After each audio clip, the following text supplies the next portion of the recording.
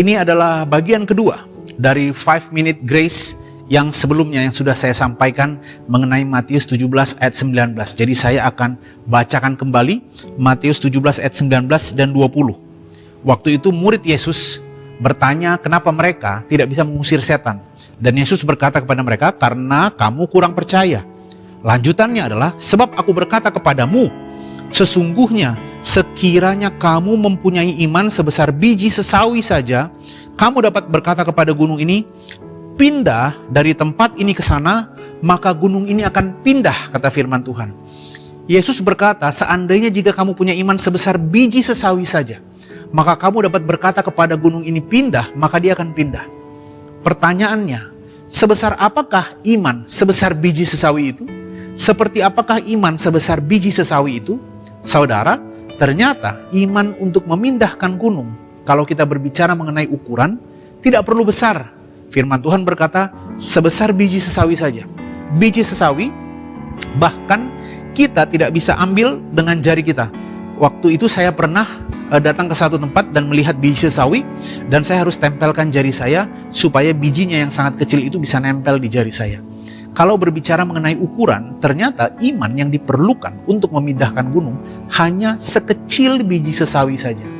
Tetapi sebesar biji sesawi itu atau sekecil biji sesawi itu seperti apa sih?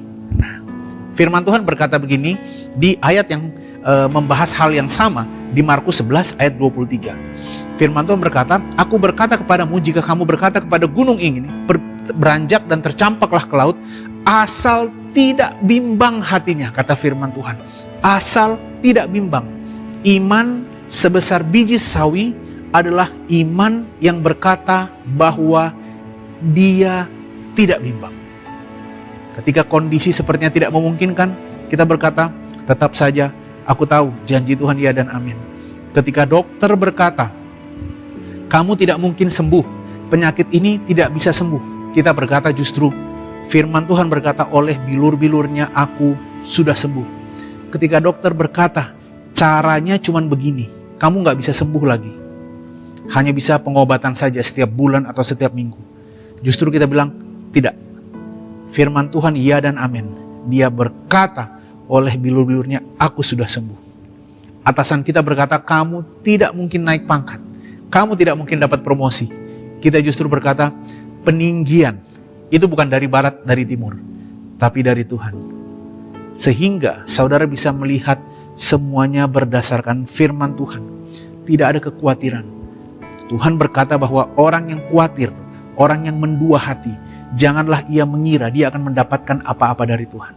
Bahkan saudara, orang yang tidak bimbang menurut firman Tuhan di Matius 17 ayat ke-20 adalah, takkan ada yang mustahil bagimu. Orang yang memiliki iman yang tidak bimbang, tidak ada yang mustahil bagi dia. Apa kata atasan kita? Apa kata klien kita? Apa kata saldo ATM kita? Apa kata kondisi keuangan kita? Apa kata dokter kita? Itu bukan keputusan final. Justru apa kata firman Tuhan, itulah yang menjadi dasar kekuatan dan pengharapan kita. Tahukah saudara bahwa di dalam Kristus tidak ada yang mustahil. Tetapi kabar baiknya juga, di dalam orang yang percaya juga tidak ada yang mustahil. Mari saudara, kita ingatkan diri kita, karena tidak ada yang mau hidup sesuai dengan kondisi, tidak ada yang mau hidup sesuai dengan situasinya, tidak ada yang mau hidup kadang di atas, kadang di bawah, kadang susah, kadang senang. Tidak ada. Semua orang pengen naik dan bukan turun.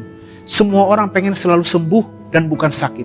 Semua orang pengen mendapatkan promosi. Semua orang pengen mendapatkan peninggian. Semua orang pengen sehat. Dan hanya satu pribadi yang menjanjikan semuanya itu, yaitu Kristus Tuhan kita. Kita bahkan bisa berharap untuk keselamatan kita, bukan hanya di kehidupan yang sekarang, tapi juga di kehidupan yang akan datang. Tuhan Yesus memberkati saudara.